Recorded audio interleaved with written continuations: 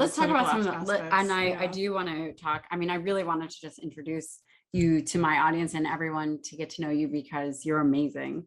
And I do, while I have you here, I want to talk about the pitfalls of a ketogenic diet. And I think that we are both very open-minded when it comes to science. It's not about, I want this thing to work, so it's going to work. And it's also not about, I am going to fit my belief into what the evidence says.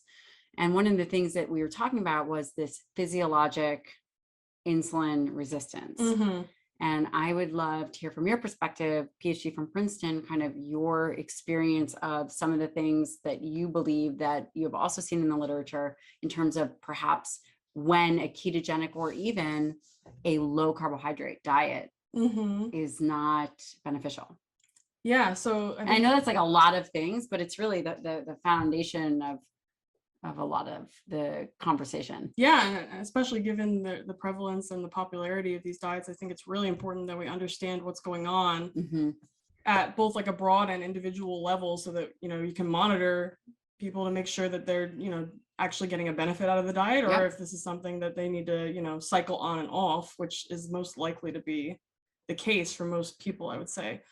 But basically, the idea of like physiologic insulin resistance is that over time, if you're on a very low carb diet or carnivore diet, you essentially see like the fasting glucose levels creeping up over time. Right. And, I don't know if insulin resistance is the best term for it necessarily. I guess I would describe it more as glucose intolerance because we don't know at the molecular level whether it's an insulin signaling issue or an insulin production issue, which I think might be more likely to be the case. I think it's very easy to study, and like this hasn't been looked at very much yet in the literature. So let me ask you this. Are we talking about a ketogenic diet or a low carb diet? Which would then essentially be, so there's a high fat and then a high protein. It seems like both to a certain extent. It seems like carnivore diet is driving glucagon production up. Right. And whether that's concomitant with insulin production being down, it seems to be the case.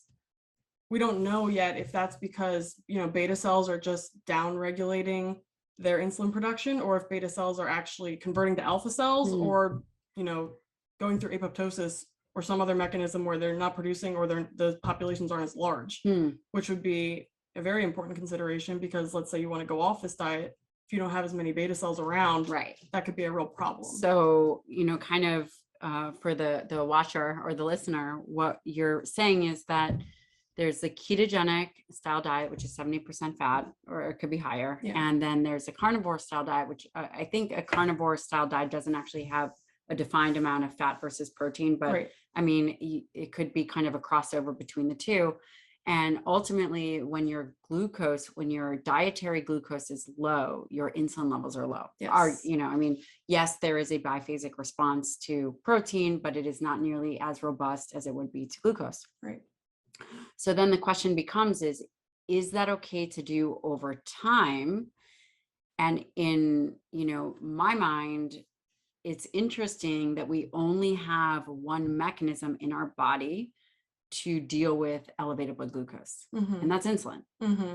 We have multiple other mechanisms to deal with low levels of glucose, like gluconeogenesis or cortisol or, other kinds of mechanisms, but we only have one to deal with elevated blood glucose, which is insulin. But if we then take that off the table and we are not stimulating insulin nearly at all, right? What happens is if I'm understanding what you're saying, is that the pancreas is no longer required to work really kind of at all. At least the beta cells. The beta cells. Yeah. The beta cells of the pancreas is not required to work. So if it's not required to work, it's kind of a, use it or lose it scenario. Maybe. And that's the thing that needs to be checked. So what happens if the beta cells do what?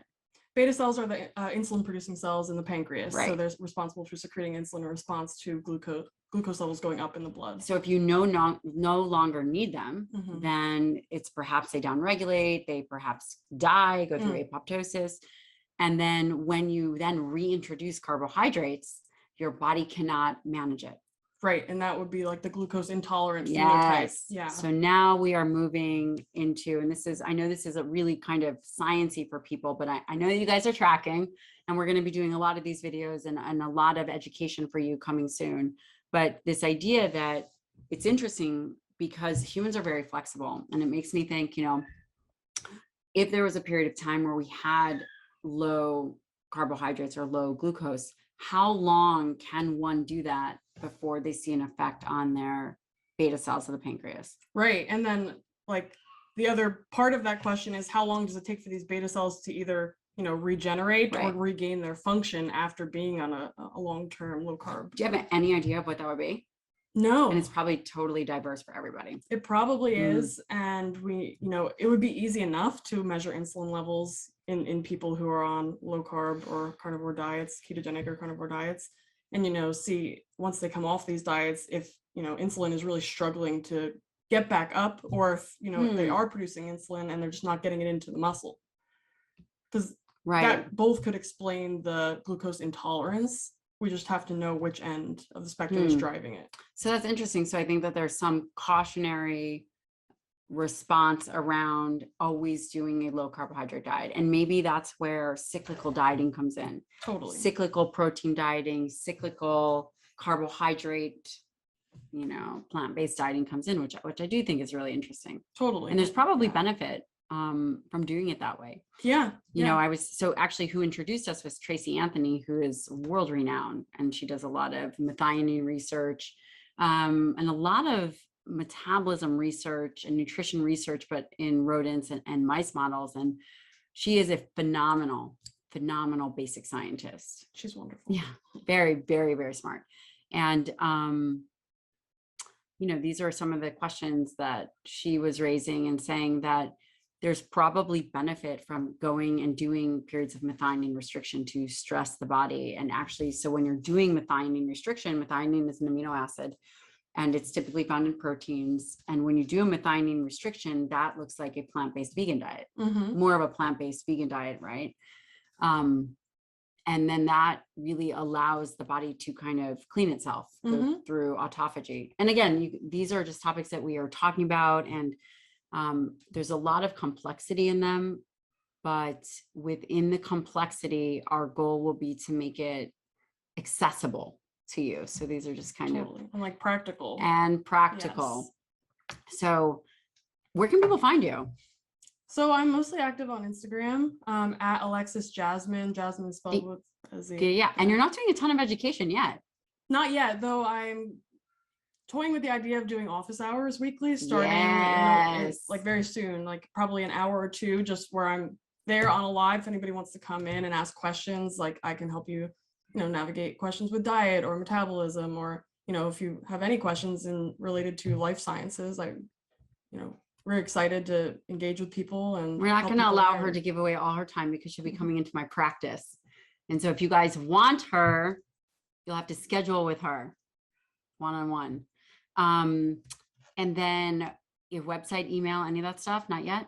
Up and coming? Yeah, up and coming. I don't have like a business email yet. So okay, not yet. Yeah. So if you guys are interested and you want to talk to Alexis, have questions, you can email info@drgabriellelyon.com. Cool. If you like this video, like it, share it. If you've got questions for us, drop it in the comments, and we will see you soon. Bye. Thank you.